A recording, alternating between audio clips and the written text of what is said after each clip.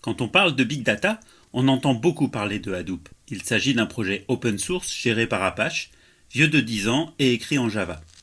Il sert principalement au traitement des données.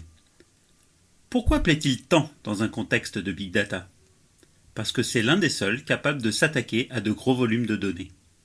Avec Hadoop, vous avez aujourd'hui la capacité à gérer des types d'informations très différents. Et ça en fait une différence importante par rapport aux outils de BI classiques, qui étaient de simples bases de données. Avec Hadoop, vous pouvez traiter des fichiers, vous pouvez traiter des données numériques, vous pouvez traiter de l'image, de la vidéo, du son, sur des serveurs répartis en grappes, avec un système de fichiers distribué, mais aussi pouvoir faire des traitements distribués avec Hadoop.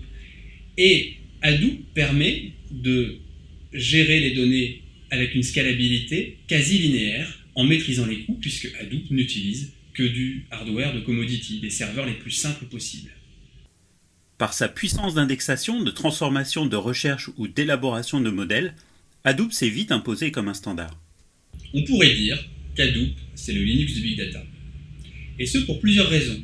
La première évidente, c'est que c'est un outil open source, donc avec une communauté très dynamique, des acteurs qui ont investi massivement dans cet outil, qui ont open sourcé des briques logicielles complémentaires très importantes, mais aussi par le fait qu'au-delà des acteurs Internet qui l'ont créé à ses débuts, aujourd'hui Hadoop commence à être utilisé par tous les secteurs d'activité. On voit même en France des banques qui ont commencé à déployer des clusters Hadoop pour pouvoir traiter massivement les informations qu'elles ont, pour pouvoir traiter toutes ces informations et faire des infocentres qui dépassent très largement les ambitions qu'elles avaient pu avoir avec les outils de data warehousing par le passé.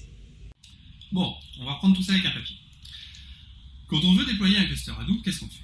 On prend plusieurs machines, par exemple 4 machines, qui est à peu près le minimum généralement. Et sur ces 4 machines, on va commencer par déployer un système de fichiers distribué, qu'on appelle l'HDFS. Et quand on pousse de la donnée sur ce cluster, qu'est-ce que l'on fait ? On envoie des données, et ces données vont se répartir sur l'ensemble des machines, automatiquement, sans qu'on ait besoin d'agir et de préciser où on doit mettre ces données. Et ensuite, lorsqu'on a besoin de faire des traitements, on va s'appuyer sur le deuxième composant principal d'Hadoop, qui est le MapReduce.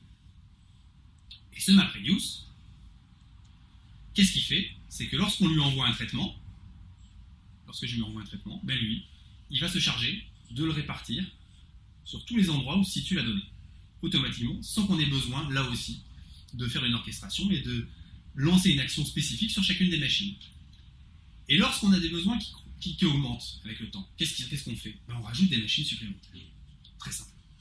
Et on étend l'HDFS sur l'ensemble de ces machines, et automatiquement les données vont se répartir sur l'ensemble de ces machines.